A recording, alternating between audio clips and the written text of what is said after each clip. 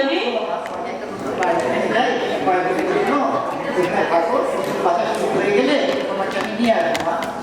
ঠিক তো?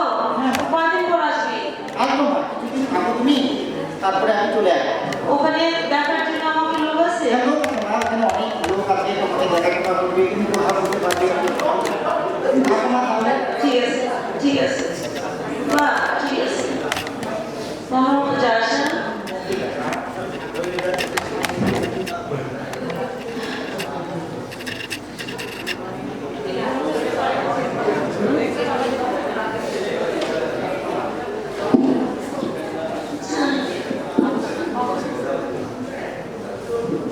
খুব কাছে গেল, এখন তো খোঁজ দিলাম না,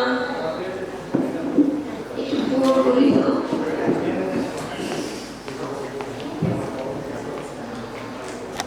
বাবা, হ্যালো মা, আমি ব্যস্ত আছি, একটা মিটিংয়ে আছি, তোমার সাথে পরে কথা বলছি, এখন ফোন রাখছো না।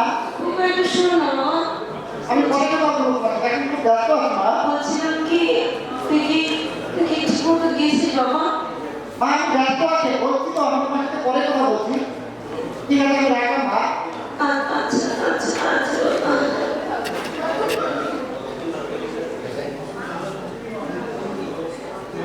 কি নাম আপনার? শামসুল। শুনেন, আমি না এখানে বেশি দিন থাকতে আসলে আমার ছেলে একটা সরকারি চাকরি করে, ও 7 দিন পরেই আমাকে নিতে আসবে। ওরা বাসা বদল করবে তো, আমাকে দেখার কেউ নাই, সেই জন্য আমি এখানে আসছি, বুঝছেন? আমার ছেলে খুব ভালো, কদিন পরেই আমাকে নিতে আসবে, দেখিয়ে।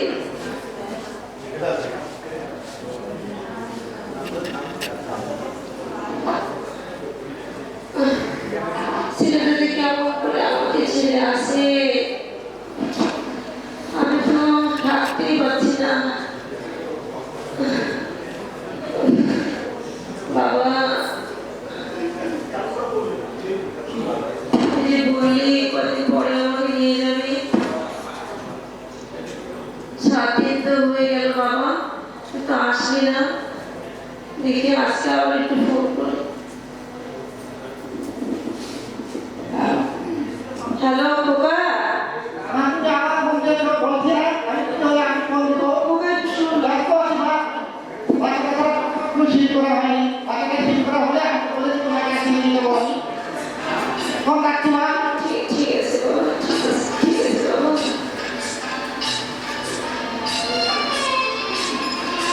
জানেন জানেন আমার খোকা কি বললো? আমার খোকা ব্যস্ত আছে, ওর কাজ শেষ হলে তারপরে ও আমাকে ফোন করবে।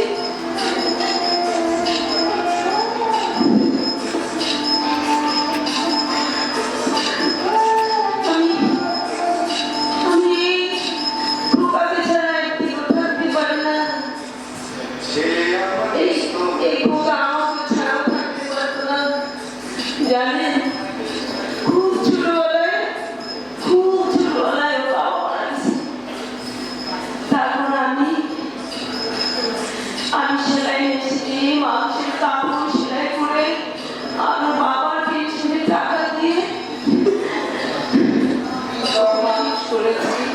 ও বড় একটা চাকরি করে, ও আমাকে ছাড়া কিচ্ছু বোঝে না, কোনোদিন আমাকে ছেড়েও থাকেনি। ও নিশ্চয়ই আমাকে নিতে আসবে, আমার মন বলছে ও নিশ্চয়ই আমাকে নিতে আসবে। আমি এখনই ফোন করবো খোকাকে।